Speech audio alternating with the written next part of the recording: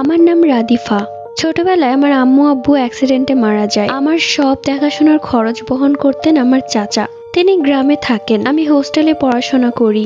আমার পরীক্ষা শেষ হয়ে যাওয়ার কারণে 2 দিন পর আমাদের হোস্টেল বন্ধ হয়ে যাবে, তাই বাড়িতে রওনা হওয়ার জন্য কাপড় গোছাতে শুরু করলাম। তার মধ্যে আমার বান্ধবী হোস্টেলে সম্পূর্ণ একা, তাই সাথে করে ওকেও নিয়ে গেলাম। আমার বান্ধবীর নাম ইফতি। আমরা দুপুর 2টায় গ্রামের বাড়িতে যাওয়ার উদ্দেশ্যে বের হলাম আর পৌঁছালাম 5টা 30-এ। ঘরে পৌঁছাতেই ক্লান্ত হওয়ার কারণে আমি আর আমার বান্ধবী তাড়াতাড়ি রুমে চলে গেলাম। এরপর চাচা চাচি এসে বলল সন্ধ্যার পর বের না হতে। আমি মাথা নাড়ালাম। রাতে খাবার খেয়ে চুপচাপ শুয়ে পড়লাম। ইফতি আর আমি। ইতিমধ্যে অনেক রাত হয়ে গিয়েছিল। ইফতি আর আমার ঘুম আসছিল না দেখে গল্প করছিলাম। গল্প করতে করতে রাত গভীর হয়ে যায়। ইফতির ঘুম আসছিল দেখে ও ঘুমিয়ে যায়, কিন্তু আমার কেন যেন ঘুম আসছিল না। আমাদের গ্রামের বাড়িটা জঙ্গলের কাছাকাছি।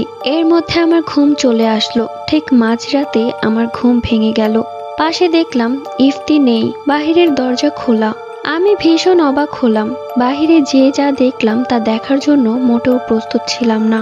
ইফতি, এই ইফতি পুকুরে বসে আছে, তাও আবার এত রাতে। চুল খোলা, একভাবে বসে আছে, মুখ দেখা যাচ্ছে না। আমি ইফতিকে বললাম, ইফতি তুই এত রাতে এখানে? এইবার ইফতি আমার দিকে ঘাড় ঘোরালো, তবে সে কোনো উত্তর দিচ্ছে না।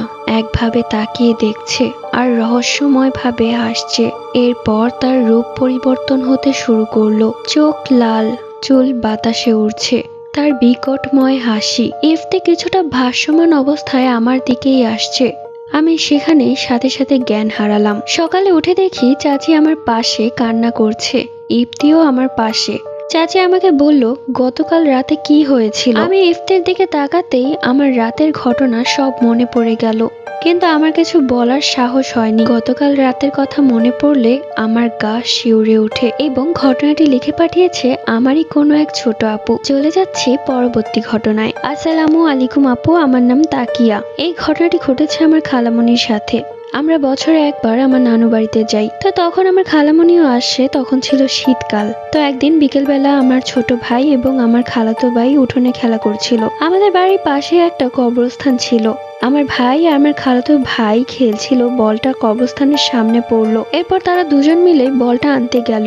এরপর বল এনে আবারও খেলা শুরু করলো। রাত্রিবেলা সবাই যখন ঘুমিয়ে পড়েছিল তখন আমার খালামণি স্বপ্ন দেখে যে দুজন কালো ছায়া আমার খালাতো ভাইকে বড়ই গাছের সাথে পেঁচিয়ে নিয়ে যাচ্ছে। এরপর খালামণির স্বপ্নের মধ্যে আমার আম্মু এবং নানুকে ডাকতে থাকে। আমার নানু আর আম্মু শব্দ শুনে উঠে পড়ে। এরপর নানু পানি পড়া খাইয়ে দেয়।